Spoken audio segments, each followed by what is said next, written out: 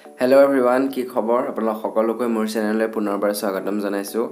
আজি দৈ পটলৰ ৰেচিপি এটা লৈ আহিছো। পটল সদায় আমি ফ্ৰাই কৰি বা ভাজি কৰি খাওঁ। আজি অলপ বেলেগকৈ বনাও বুলি ভাবিলো, সেয়ে বনালো। লগতে আপোনালোকৰ লগতো শেয়াৰ কৰিলো। গতিকে আহক ভিডিওটো আৰম্ভ কৰো। ইয়াত লৈছো মই 7-8টা মান পটল আৰু পটলকিটা এনেকৈ কাটি লৈছো দেখিছে। অলপ বাকলি ৰাখিছো, অলপ কাটি দিছো আৰু মুৰকিটা এনেকৈ দেখিছে কাটি দিছো। ইয়াত অকণমান হালধি আৰু নিমখ দি পেলাই আমি সানি লম। সানি পেলাই এখিনি অলপমান ফ্ৰাই কৰিম। এখিনি এনেকৈ নিমখ হালধি দি পেলাই অলপমান সানি লব। আৰু মছলা বনাবলৈ এটা বাটি লৈছো। বাটিটোত অকণমান দিছো ধনিয়া পাউডাৰ 2 চামুচ, 1 চামুচ দিছো জিৰা গুৰি আৰু 1 চামুচ দিম যোনটো নৰমেল জলকীয়া গুৰি সেইটো দিছো। ইয়াৰ পিছত আমি অলপমান পানী দিম। পানী দি পেলাই এটা পেষ্ট বনাই লৈছো। আৰু আমাক লাগিব কেটাকুৰমান কাজু আৰু জলকীয়া, এইকিটা পিছত আমি মিক্সিত দিম দৈ অলপৰ সৈতে। গতিকে সেইটো পিছত দেখাই আছো। আৰু এটা পেনত অকণমান তেল লৈ পেলাই তেলখিনি যেতিয়া গৰম হ'ব আমি পটলখিনি অকণমান ফ্ৰাই কৰি লম। দেখিছে পটলখিনি অকণমান ফ্ৰাই কৰি ললে হ'ব। 2 মিনিট মান সময় অকণমান যেতিয়া কেঁচা ভাৱটো এনেকৈ যোৱা নিচিনা হ'ব, অলপ জহি আহিব, তেতিয়া আমাৰ হৈ যাব। দেখিছে হৈ গ'ল আমাৰ। আৰু আমি এখিনি এতিয়া উলিয়াই থম।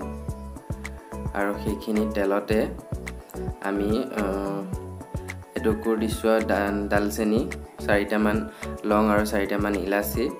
এইকিটা অকণমান গোন্ধ এটা আহালৈকে আপুনি অকণমান লৰাই থাকিব তেলত।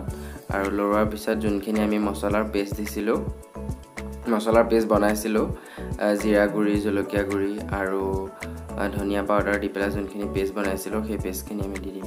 ইয়াত আপোনালোকে লক্ষ্য কৰিছেনে পিয়াজ ব্যৱহাৰ কৰা নাই মই। পিয়াজ বা আদা নহৰু এইবোৰ ব্যৱহাৰ কৰা নাই। আৰু ইয়াত অকণমান দিছো কাশ্মীৰী লাল মিৰ্চ পাউডাৰ, যোনটো জ্বলা নহয় ৰং হয়, আৰু অকণমান দিছো হালধি। এইখিনি মছলা আৰু বেছি মছলা নিদিও। এইখিনি অকণমান 1 মিনিট মান সময় এনেকৈ ভুনি লব।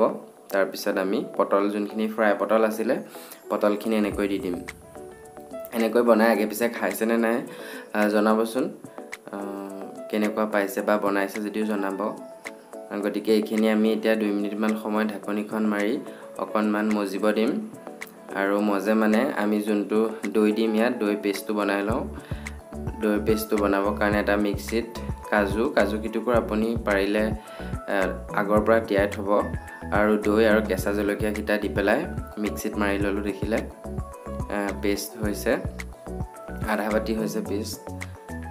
আৰু এতিয়া 2 মিনিটৰ পিছত দেখিলে মছলাখিনি ধুনীয়াকৈ পটলৰ ভিতৰত সোমাই গৈছে ধুনীয়াকৈ।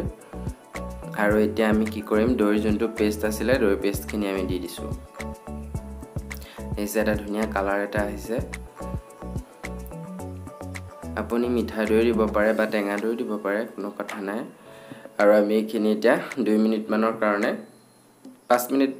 4 মিনিট মানৰ কাৰণে আমি ৰাখি দিলো। আৰু এয়া চাওক দেখিছে ধুনীয়া কালাৰ এটা আহিছে। আৰু মই ইয়াত দিছো অলপমান চেনি, অকণমান আধা চামুচো নহব, তাতকৈ কম চেনি, আৰু অকণমান দিছো কাসুৰি মেথি। দি পেলাই আমি এইখিনি এটা ভালকৈ লৰাই দিম। কাৰণ চেনি বা টমেটো চচ মোৰ তাত নাছিলে, নহলে মই টমেটো চচে দিলোহেঁতেন। গতিকে গোটেই মছলাৰ সোৱাদটো বেলেঞ্চ কৰিবলৈ চেনিখিনি দিয়া হৈছে। আৰু কাসুৰি মেথিটো এটা গোন্ধ আহিবলৈ। গতিকে আমাৰ এইখিনি হৈ গ'ল। আহক আমি এতিয়া প্লেটিং কৰোঁ। এয়া দেখিলে আজি দৈ পটল বনালো। খাবলৈ খুবেই ভাল হৈছিলে। আপোনালোকে বনাই খাব। আৰু আগতে যদি বনাই খাইছে তেতিয়াহ'লে কমেণ্টত জনাবচোন আপোনাৰ খাবলৈ কেনেকুৱা পাইছিলে দৈ পটল। গতিকে আজিৰ ৰেচিপিটো এইটোৱে আছিলে। যদি ভাল পাইছে লাইক কৰিব, কমেণ্ট কৰিব। আৰু আপোনালোকে যদি নতুনকৈ মোৰ দৰ্শকসকলে নতুনকৈ চাই আছে তেনেহ'লে চেনেলটো ছাবস্ক্ৰাইব কৰি দিব। গতিকে আজিলৈ আহিছো, ইমানেই আছিলে। আকৌ এদিন লগ পাম আন এটা ৰেচিপি বা ভিডিঅ'ৰ সৈতে। ধন্যবাদ।